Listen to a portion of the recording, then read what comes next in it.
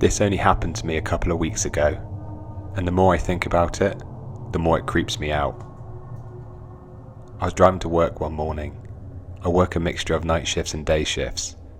It was around 5:30 in the morning, in the middle of November. The morning was freezing, and I was running late as I had to de-ice my car before I left.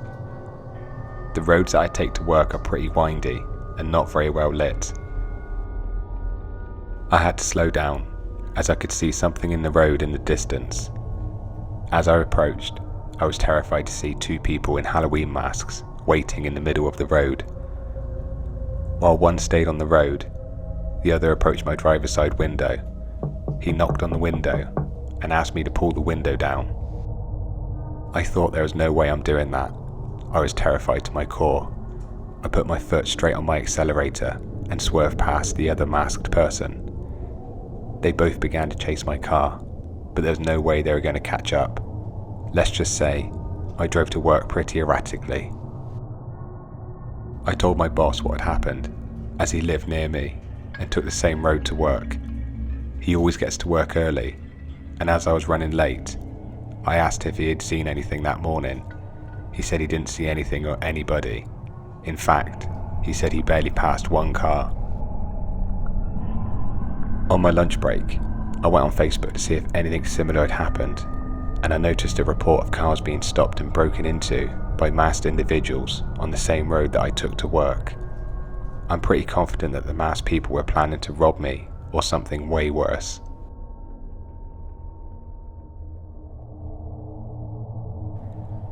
I was driving back from a friend's house late one night in my old Peugeot 206. It was a piece of crap car that was falling apart, but it was coming up to 20 years old, so I didn't have too much to complain about. It would always take a few attempts to start the engine, and the brakes would constantly squeak, but I didn't have any money for a new car. I was a broke 19-year-old that just left college. I was driving around 9 PM on a Wednesday night, so the roads were empty. As I was driving home, I noticed a weird knocking noise coming from the left passenger tyre. I pulled over to check what it was, and could see my tyre was flat as a pancake. I was also driving between two villages and had no signal to make matters worse. I had a spare tyre, but I had never changed a tyre before in my life. I had never even put oil in my car. My dad would always do it. I put my hazards on and waited for a car to come by. I waited 20 minutes before I even saw one car. I waved it down, but the car swerved and drove past me. It was getting colder outside, so I put the heating on and slowly started to fall asleep, but I woke to a knock at the window. I was greeted by a middle-aged woman. I rolled the window down, and she asked if she could help. I said my tyre's flat, but I have no idea how to change it. She replied neither do I, but I'm sure my husband could help. Their car was parked directly behind mine, and her husband was sat in the driver's seat. He opened his car door and wouldn't take his eyes off me. The second he looked at me, I was unsettled. His stare would go right through me, and he had a creepy smile on his face. I looked back at his wife, who also looked unsettled. He said, "What's the issue here?" as he walked around my car with his hands in his pockets. "Oh wait," he said, "I can see what the issue is here." He said, "Well, we better get you back on the road. Do you have a spare tyre?" I said, "I do. It's in the boot of the car." He went round the back of the car, opened the boot, and pulled out the spare tyre with the jack and began to lift the car to take the old tyre off. The wife asked if I wanted to wait in their car with her.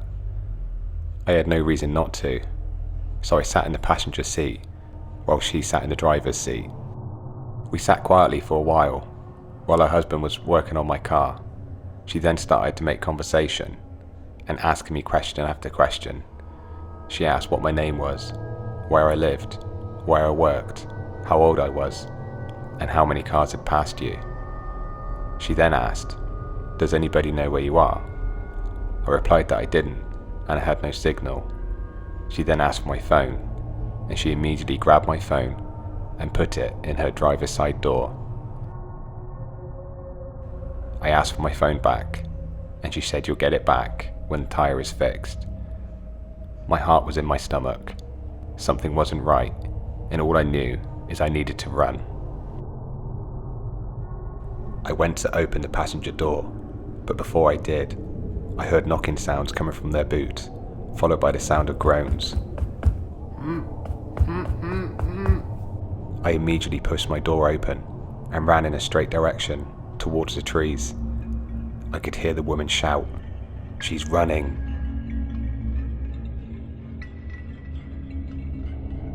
I could hear the terrifying sound of the tire wrench hitting the concrete.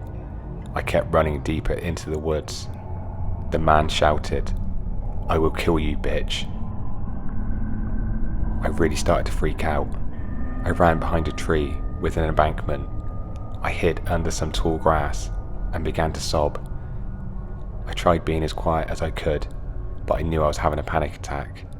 I remember chucking mud on me, so it would be harder for them to see me. The sound of erratic footsteps on wet grass was circulating around me. I kept my breath shallow, and I prayed they would leave.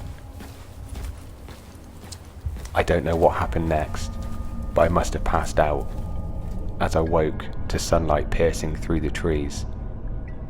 I could see the lay-by in the distance, and their car was gone. I slowly made my way back to my car. I was freezing cold and shivering uncontrollably. I ran into the road and waved down the first car I could see. I had no idea what time it was, as I didn't have my phone. A man that must have been my age, driving a pickup truck, gave me a blanket and asked me to sit with his dog to stay warm while he fixed my car. I think he was a little freaked out with my appearance until I told him what had happened. He said, "You need to report this to the authorities," to which I did, but I haven't heard anything since.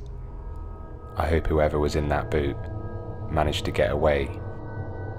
I hope you enjoyed today's horror stories, and please consider subscribing to Mr. Fear, as we upload every Friday at 6 PM. And if you'd like to watch more videos, please click the link